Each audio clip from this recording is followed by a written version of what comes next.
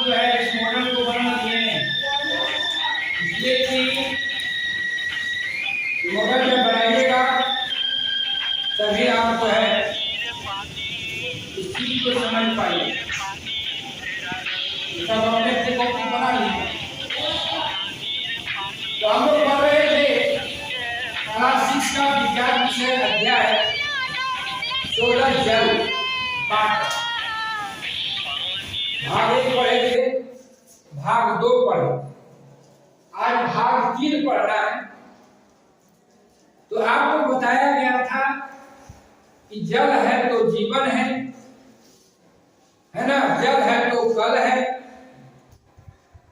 जीवन में जल की कितनी महत्ता है, कितनी उपयोगिता है, तो हमें जल को संरक्षित करना।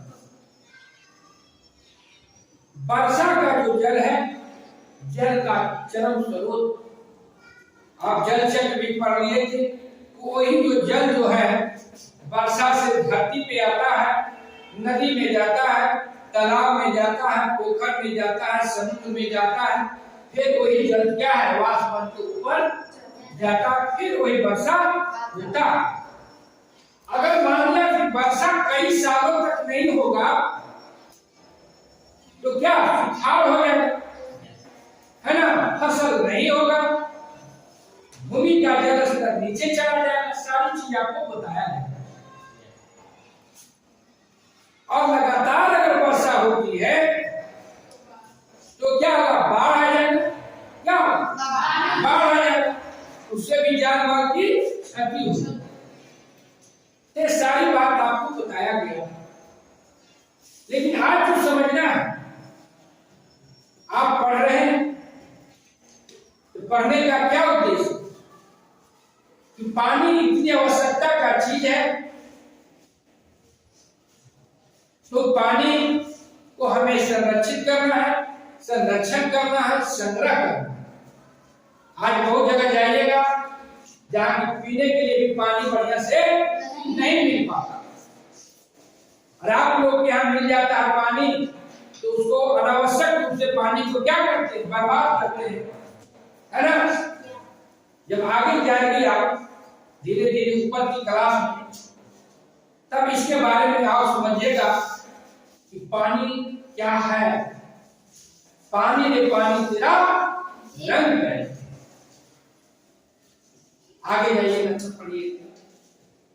तो जल संरक्षण करना, वर्षा का जो जल है वो धरती पर गिरता है और कहां जाता है, आहर पैर तालाब पोखर में जाता है।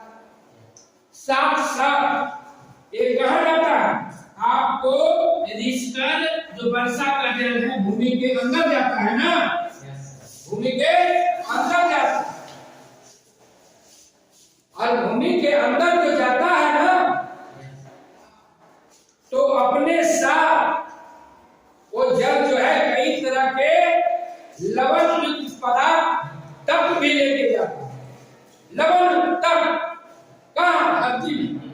और उस पानी को फिर हम पीते हैं चापाकल के माध्यम से, कुआं के माध्यम से पीते हैं ना, हाँ, वही पानी को पीते हैं। तो अब बताइए कि जब हम वही वर्षा के जल नीचे जाता है धरती में, जमीन के अंदर जाता है, वहां जलभर में जमा होता है, और फिर इसको हम पीते हैं, तो इस पानी को हमें संरक्षित करना। क्यों?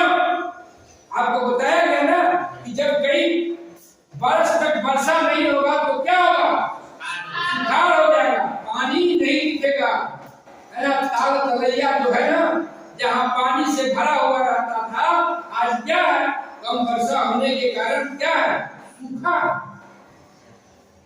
सूखा है ना। आप बहुत सा सुने होंगे गर्मी के दिन में कि फला के चापाकल में पानी नहीं आ रहा। क्यों ऐसा? इसलिए कि जो धरती में पानी ही नहीं है, जमीन के अंदर पानी है, तो पानी आएगा कहां से? ऊपर से तो पानी आ गया, नीचे ने अपने पानी को जमा नहीं किया, नीचे अपने पानी को रोके नहीं, है ना। तो देखिए आपका घर है कि विद्यालय है ना, विद्यालय आपका, विद्यालय का ग्राउंड भी है। शहर में क्या होता है,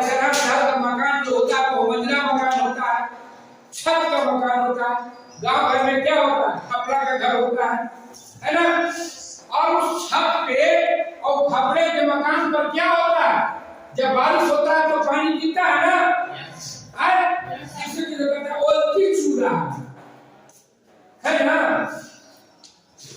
तो क्या पानी छत से जो गिरता है, गिरने के बेथाप धरती पे आया और धीरे धीरे कहाँ है, नदी नहर तालाब से होते हुए निकल जाता है, समुद्र में चला जाता है। आपके यहाँ तो पानी कहीं नहीं, तो फिर पानी धरती से मिलेगा क्या, है ना? धरती से पानी नहीं मिलेगा। उस पानी को रोकना है और रोक के रखना है अपने पास। कहाँ रखना है?